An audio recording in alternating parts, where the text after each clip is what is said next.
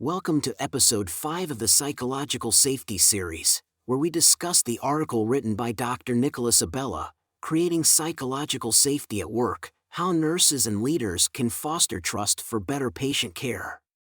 This podcast is hosted by James Carter, BSN, RN, an ICU nurse with frontline experience in high-pressure environments. Emily Ramirez, MSN, RN, a nurse manager passionate about fostering open communication and strong team collaboration. In today's episode, James and Emily will explore the critical role of psychological safety in healthcare settings and discuss the insights from Dr. Abella's article.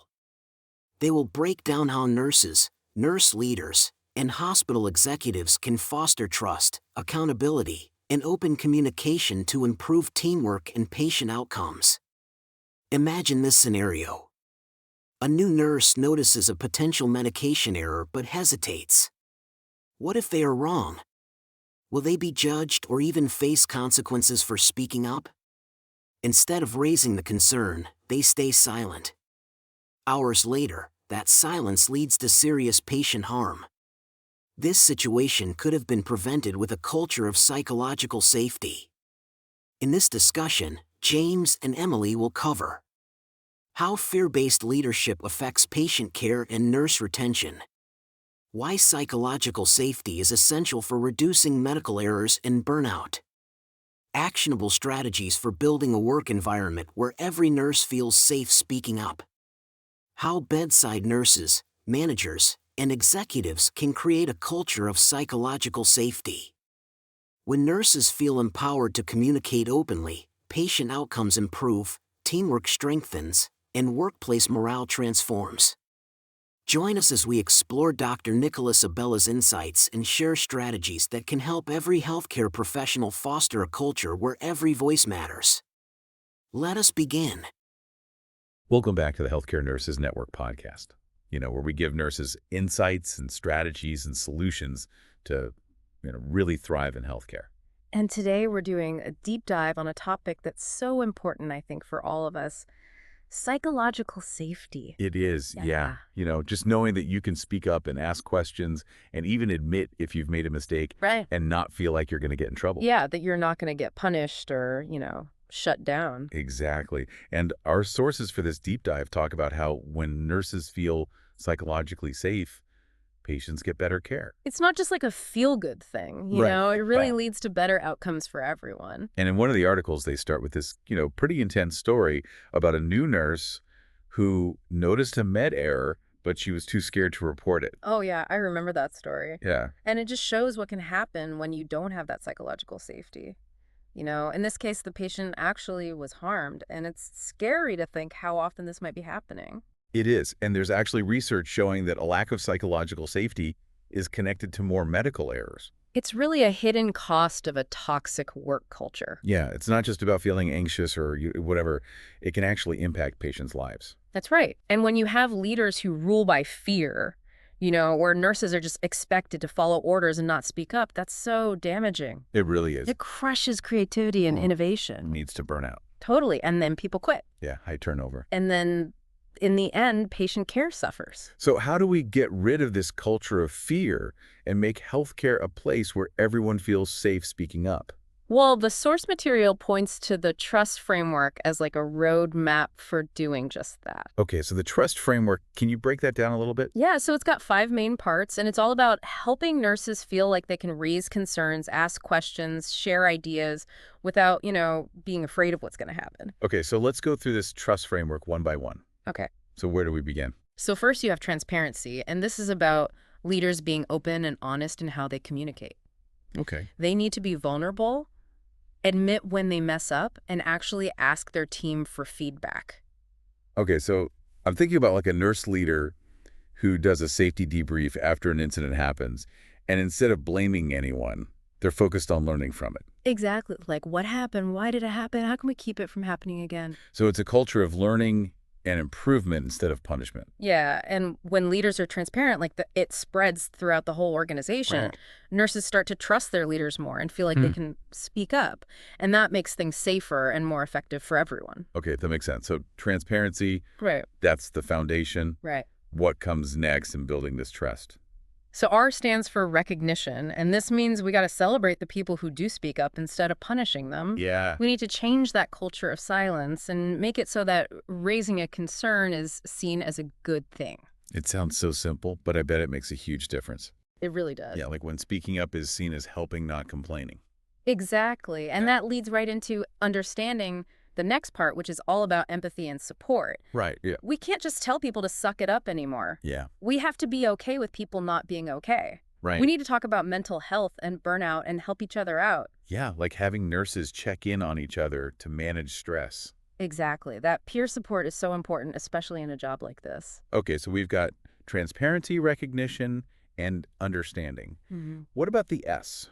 Structure is about putting systems and processes in place that back up that trust and accountability. So that means having clear ways to report concerns. Yep, and regular safety huddles, and even doing assessments to see how psychologically safe people feel. It makes me think of all the checklists and protocols we already use in healthcare. It's applying that same idea to psychological safety. So like a hospital could do a monthly check to see if nurses feel safe to speak up. Exactly, and then they can use that data to figure out how to improve things. Okay, so we've got transparency, recognition, understanding structure. What's the final piece of the trust puzzle? Teamwork, because working together is really the foundation of patient safety. Absolutely. We have to break down those walls between departments Right. and share responsibility and make decisions together. So instead of thinking of each department as separate, we're all on the same team, That's right. working towards the same goal. Exactly. How do we actually make that happen? One way is through mentoring. Like the source material talks about these peer collaboration rounds where experienced nurses help out the newer ones. Oh, that's great. Yeah, it gives new nurses a safe space to ask questions. Without feeling intimidated. Yeah, and everyone learns from each other. I love that. And remember, this teamwork stuff, it's not just about feeling good, it's about recognizing that everyone has something to contribute. Right. And when we work together, we can do amazing things. Okay, so we've got the 5 parts of the trust framework: transparency, recognition, understanding structure, and teamwork. Seems like a really thorough way to create psychological safety. But I bet some of our listeners are thinking, okay, that's great in theory, but what about in the real world? Yeah, you're right. There are definitely some challenges and pushback when you try to put these ideas into practice. So let's talk about some of those challenges and how to deal with them. But even with those challenges, the trust framework, it does offer real solutions. Right. And the source material, it actually addresses some of the pushback that people have. Yeah, for sure. Like, what are some of the things that people say when you try to talk about psychological safety? Well, a lot of times nurses are just plain scared to speak up. Yeah, because they're afraid of the consequences. Right. They think they'll be punished or labeled as a troublemaker. Right. And unfortunately, some nurses have experienced that kind of thing, So how do we get past that fear when it's like so ingrained in the culture?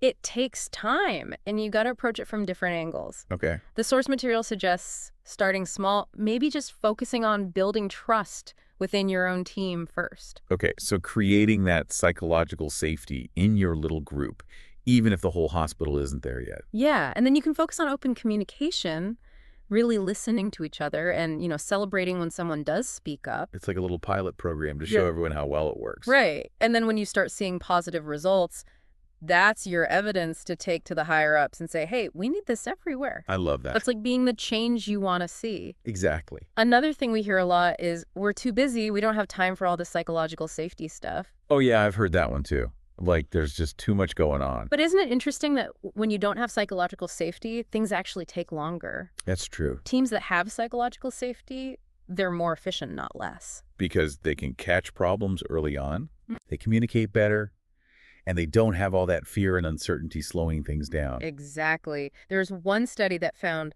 hospitals with good psychological safety, they had way shorter wait times for patients. Wow. So investing in trust, it actually saves time and money in the long run. It really does. It's about working smarter, not harder. Okay, so we've talked about the fear and the time crunch. What about the biggest obstacle of all, getting the leaders on board? That's a tough one, but I don't think it's impossible. The key is to show them why psychological safety matters. And not just in a touchy-feely way, but with real evidence. Right. Use data, show them the numbers, how psychological safety affects things like patient outcomes, staff turnover, even the hospital's budget. Because at the end of the day, that's what they care about, right? Exactly. And when you show them how much they can gain from psychological safety, they're more likely to support it. The source material also talks about being persistent. Yeah. Like, don't give up if you hit a wall. It takes time and effort to build a culture of trust. It's not something that happens overnight. And even small changes can make a difference. Yeah. Like if one person speaks up, it might inspire others to do the same. Absolutely. And the source material ends with this really powerful idea. Imagine a hospital where every single nurse feels safe to speak their mind, Wow. where mistakes are seen as opportunities to learn, not reasons to punish, Yeah. where everyone collaborates and respects each other. That's the kind of healthcare system I want to work in and that our patients deserve. I agree. It's possible, but it takes commitment from everyone, from the nurses at the bedside to the people in charge. So let's talk about what each of us can do, at every level to make this happen. Yeah. Okay, so let's talk about what we can each do, no matter what our role is in healthcare to build that psychological safety. Yeah, let's start with those on the front lines, the bedside nurses. Okay. Even if you're brand new, your voice still matters. Don't be afraid to speak up in those huddles. Yeah. Ask questions if something doesn't seem right. And if you have ideas for making things better, share them. It's easy to feel like you shouldn't say anything when you're new, but it really does help everyone when we can all talk openly. Right. And supporting your coworkers is huge, too. Create that positive environment where you're celebrating each other's wins and helping each other out when things are tough. And what about that idea of modeling vulnerability that we were talking about with leaders? Do you think that applies to bedside nurses too? Oh, totally. I think it's important for everyone if you're willing to share your own experiences and admit when you've made a mistake. That makes it safer for others to do the same. Okay, so those are some great tips for bedside nurses. What about nurse leaders? What can they do to foster this trust? Well, nurse leaders, they have a lot of power to shape the culture.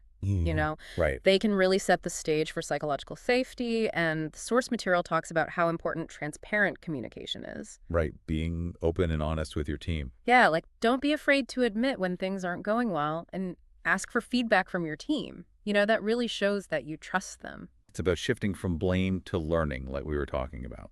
Exactly. When something goes wrong, we need to figure out why it happened and how to prevent it next time instead of just pointing fingers. And how important is it for nurse leaders to actually seek out feedback from their team? I think it's essential, whether it's through regular check-ins or, maybe having an anonymous suggestion box or something like that. Right. Make it clear that you value their input and that you're really trying to create a good environment for them to work in. Okay, so we've covered bedside nurses, we've covered nurse leaders. Now, what about the people at the very top? The CNOs and executives. What can they do? They have the big picture responsibility, for making psychological safety part of how the whole organization works. Right. And the source material talks about how important it is to provide training for all staff. So everyone understands what psychological safety is and why it matters. Yeah, and how to actually put it into practice. Got to be part of the culture from top to bottom.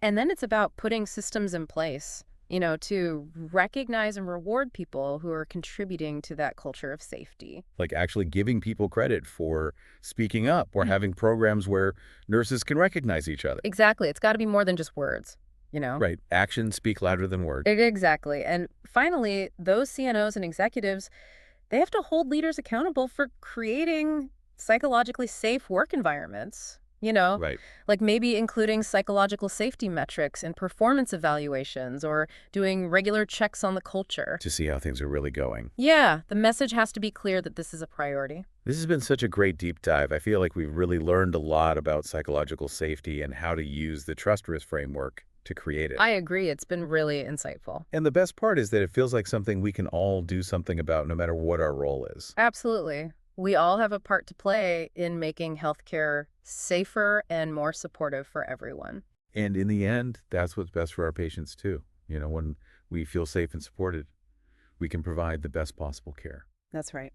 So to wrap things up, I want to remind everyone to check out healthcarenurses.net and the Nurses Link Up app. You can find it on Apple and Google Play. Yeah. It's a great resource for finding more information connecting with other nurses, and just continuing this conversation about how to make healthcare better. It's a great community.